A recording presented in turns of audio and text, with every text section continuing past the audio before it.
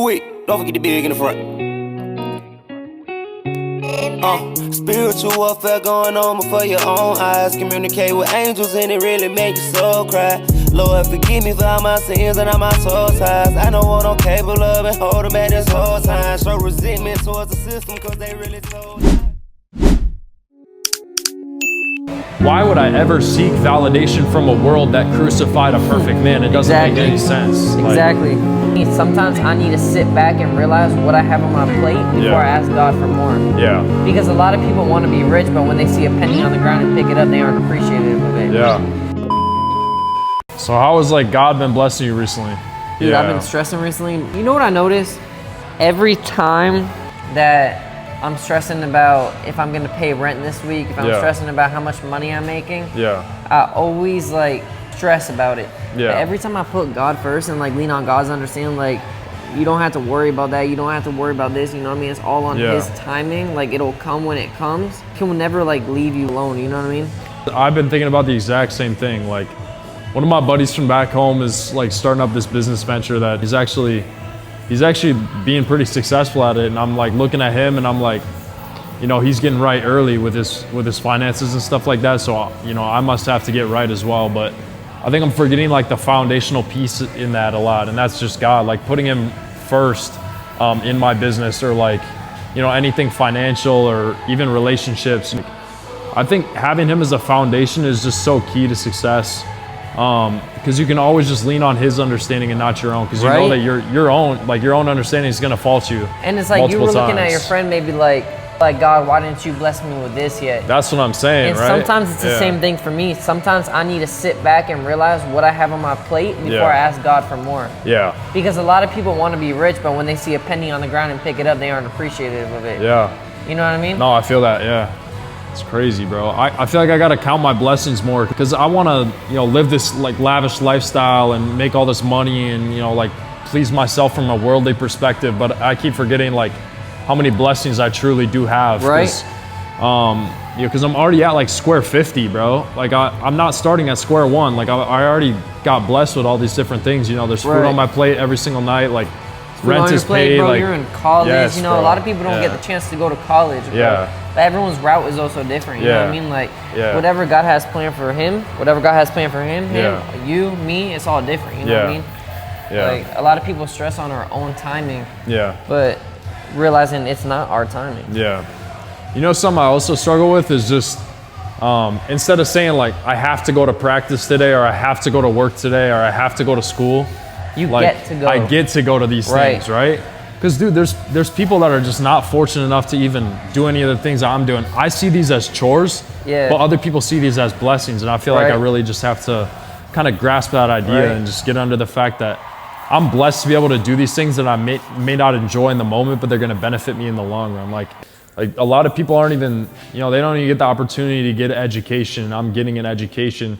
I'm able to support myself and keep my feet under myself, and I'm not appreciative of the fact that I have access to that education in the first place. Right. And I have such a good community around me, a lot of great guys and stuff like that. So I just gotta count my blessings more. I feel like that's a big key to just knowing that God has my back, and that His plan will never fail, because He's gave me so much already. What more can I really ask for? Right. So I just gotta just trust in the plan and know that He's gonna bless me when He sees it be fit. But yeah.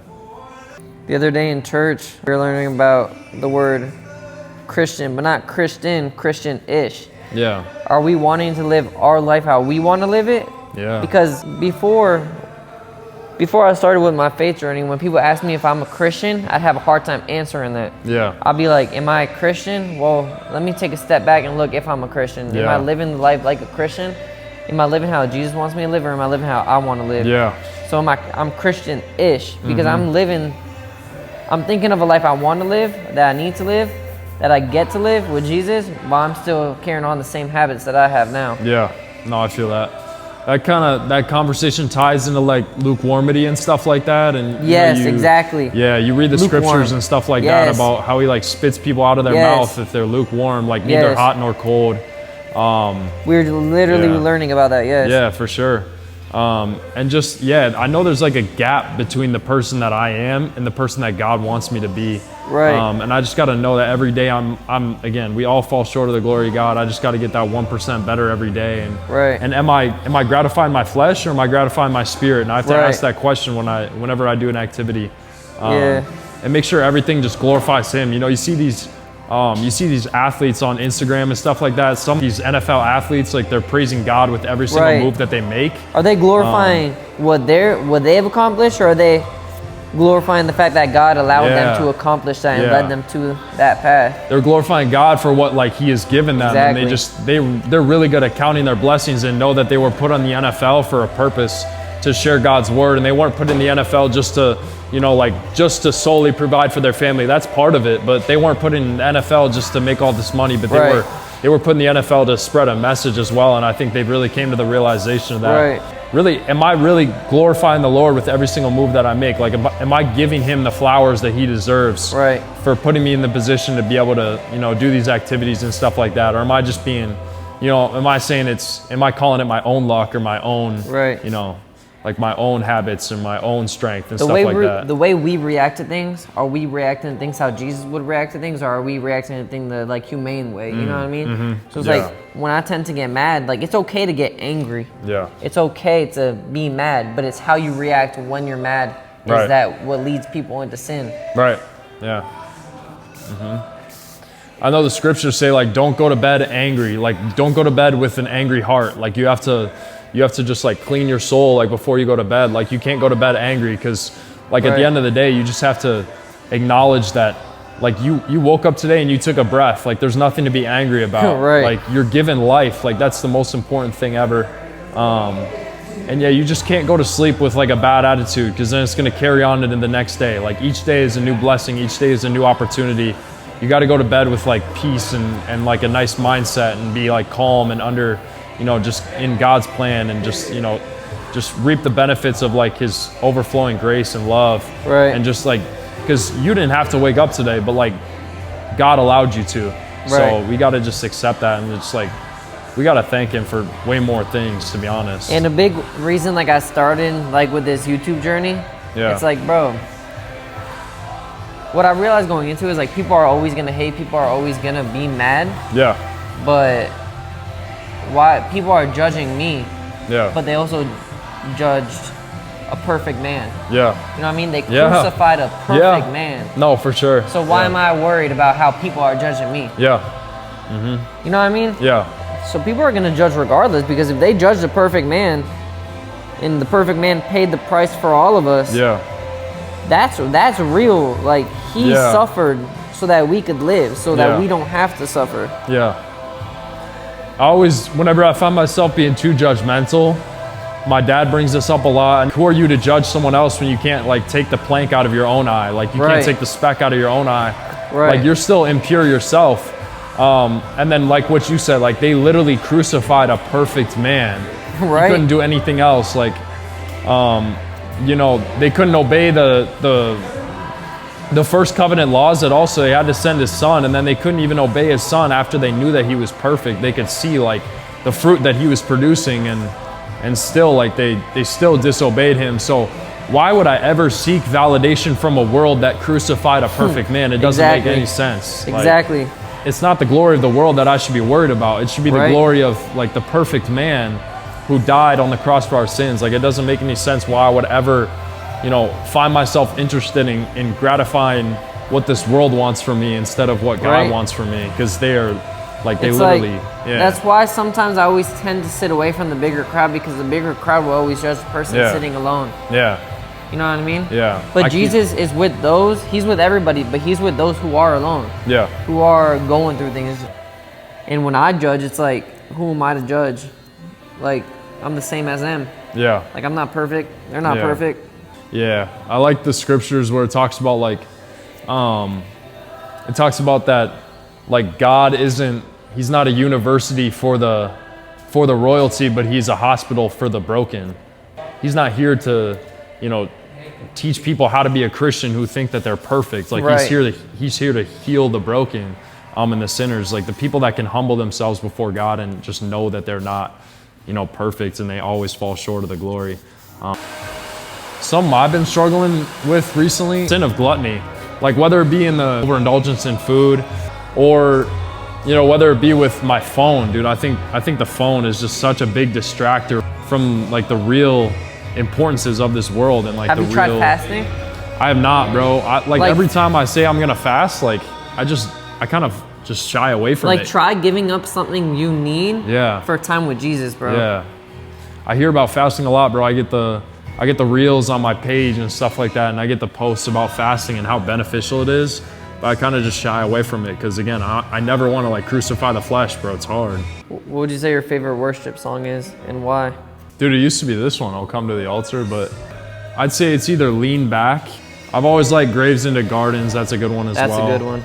I always like Gratitude. But which one's like one that you hear and is like, wow, like I needed this one? I'd say Lean Back. Like the lyrics kind of go like, now I'll lean back into the loving arms of a beautiful father. A lot of the times I'm falling into stress or just I'm getting anxious about, you know, most of the time nowadays it's about making money and like my financial situation. Just acknowledging that I just have to sometimes just lean back into the loving arms of a beautiful father. Those lyrics really stick out to me. Even in times of trouble, I can just always lean back and he's there to catch me. It's kind of like a trust fall. Yeah. Like if you're running trust falls with God, he's always gonna catch you and he's gonna stand you back up on your feet. So I just gotta know that. Like I can lean back into his arms and lean on his understanding and not mine, because I know mine's always imperfect and I'm always gonna make wrong decisions. But you know, his plan will never fail, so. Yeah, bro. The thing is like hard. I'm Catholic. Yeah. Like, I go to church often, very often, but like sometimes it's hard to keep up. You know what I like. They're gonna judge you, you know. You know what I like to tell people, bro? It's like, instead of me coming up to you and be like, yo, are you a Christian? Yo, are you a Catholic? Instead, walk up to someone and be like, yo, how's your relationship with Jesus? Mm-hmm. I feel like in between churches, there's a lot of fight. My faith is my faith. I like, but I'm not gonna go to him. Exactly. Like, bro, what are you doing? You're doing it wrong. Like you're not gonna convince him that way. Yeah, you're not. Like by fighting, it's like, oh, he goes to church, but he's fighting. Wow, what an example, you know? It's like we're not anyone to force a relationship on Jesus, you know what I mean? Mm-hmm. It's like I tell people all the time, and like I hear it in church all the time, it's like Jesus is always gonna knock on the door, and you just have to open it. Mm-hmm. And if you don't open it, Jesus is knocking on the door and he's watching the devil go in through the window. Yeah. And you're trying to clear up the house before people come in, but you don't know that it's like if you just open the door, Jesus wants to come in and, you know, clean it for you. Yeah. Yeah. Like you guys doing like worship songs, I love. Bro. Yeah. I love it. Yeah. I love it, but like sometimes I feel like I'm doing it right, but then the devil comes. Yeah, bro. He tries to take There's always two people on the end of the phone call. Always two people. God's gonna be on one side, Jesus is gonna be on one side, but the devil's always gonna be on the other. And like, you know what I mean? It's so hard to keep up. It is. Because like he'll catch you like, come this way. Like I got better stuff for you. Let's go to the club. Let's go drinking. Or like, sometimes it's hard, but like it's up to you, you know? Yeah. It's like Jesus always knows what you're struggling with, but Jesus wants you to tell him. You know what I mean? He wants you to tell him what's wrong so that you can bring him in on it. And it's like people sometimes are too scared to talk about Jesus, too scared because they feel judged. But I was just telling him, it's like the world, everything the world tells you, they're going to judge you no matter what, because the world crucified a perfect man. Jesus lived a perfect life and they crucified him. They judged him. Yeah. Like in Africa, you can't worship God. They're going to kill you. In Nicaragua, you can't worship God. Yeah. You know what's a good thing to remind you of when you think of stuff like that? It's like these are the places that Jesus went to. Sometimes Jesus will bring you to rock bottom to show you he's the rock at the bottom. Yeah. That's what happens. Jesus will take you all the way on the top of the mountain, but he'll take you to the bottom of the valley. And Jesus will be in front of you, to the right, left, and behind you, guiding you and protecting you in each direction.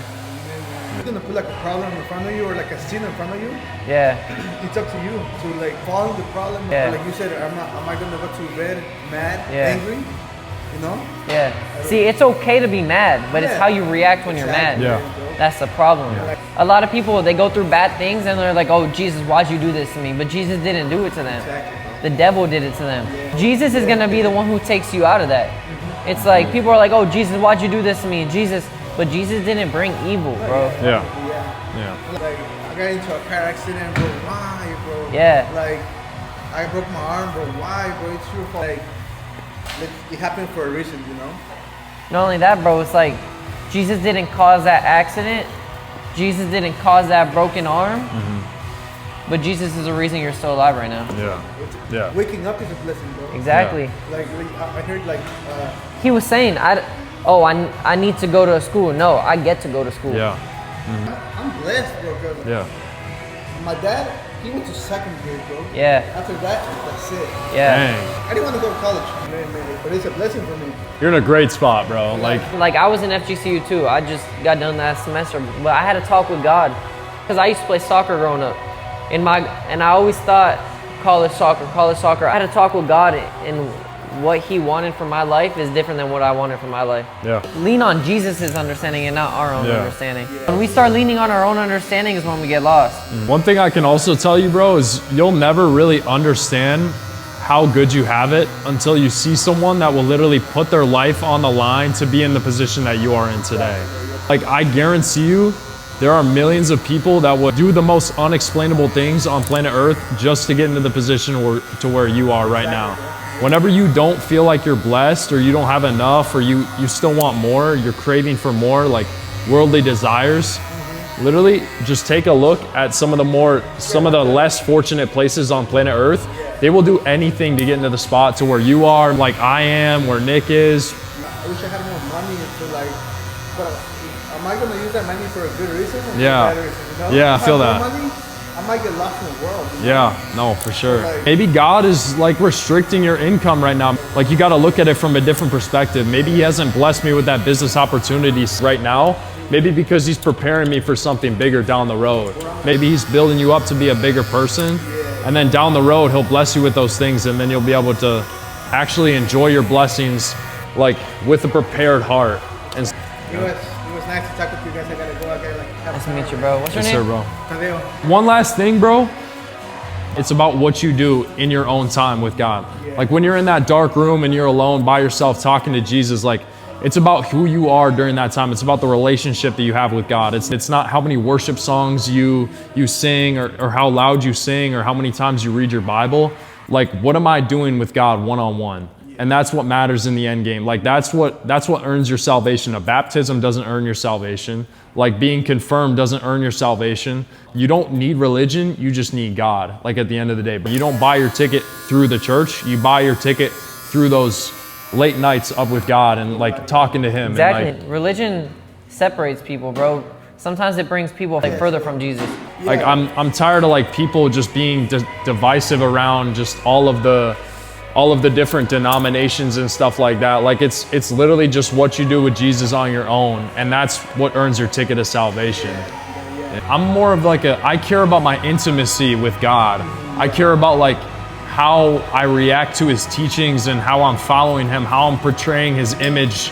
I care about like giving God good light and like having other people see the Father through me, like through my actions and stuff like that. Right. I think that everyone just has a different method of coming to the Father and like actually seeing what He has in store for them and becoming like intimate with God. So I think we just need to respect like the differences that we have as Christians, Right. of like ways that we talk to God or the ways that we feel God in our lives.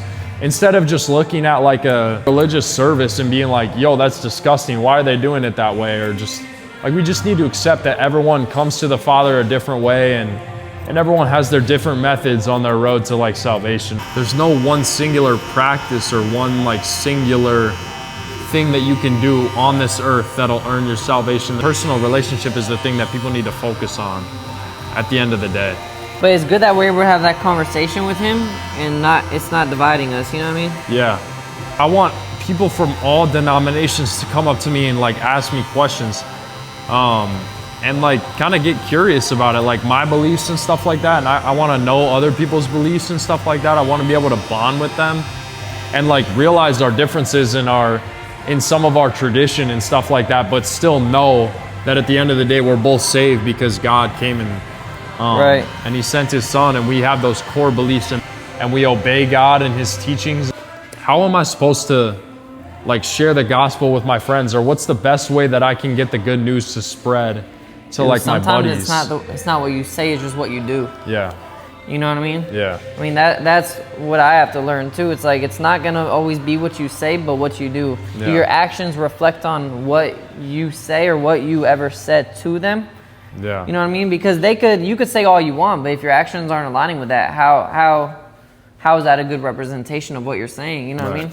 Right. Yeah, I think just being a good role model and kind of just like, again, just glorifying God through your actions and helping other people see the Father through you, like that's the best you can do at the end of the day. So that's kind of how I got saved, bro. It was just like, it was just the community and the buddies around me and just like all their hard work just to, you know, make me feel at home and stuff like that and kind of get me back into the Word. I think that's probably the most important thing, just having like a good supporting cast around you.